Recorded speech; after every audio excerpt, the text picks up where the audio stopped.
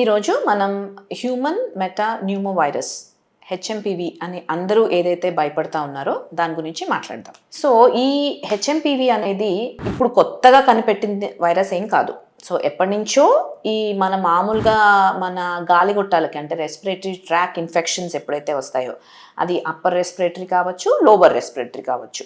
అంటే మన కామన్గా జలుబు చేయటం లేకపోతే దగ్గు రావటం ఇలాంటి సిమ్టమ్స్తో ఎప్పుడైతే చూస్తామో అది సివియర్గా ఉన్నప్పుడు ఎప్పుడైతే మనం వైరల్ ప్యానెల్ చేస్తామో అదర్ వైరసెస్తో పాటు ఈ వైరస్ కూడా ఇంతకు ముందు నుంచి టెస్ట్ చేసేవాళ్ళము, ఇంతకు ముందు నుంచి మనకు పాజిటివ్స్ వచ్చేవి. సో దెర్ ఇస్ నథింగ్ అంత భయపడాల్సింది ఈ వైరస్ గురించి ఏమీ లేదు.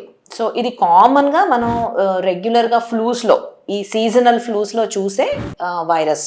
ఇలా ఇన్ని కేసెస్ వచ్చాయి అన్ని కేసెస్ వచ్చాయి అని ఏదైతే న్యూస్ వస్తుందో దీని గురించి బాగా కంగారు పడాల్సిన అవసరం ఏం లేదు.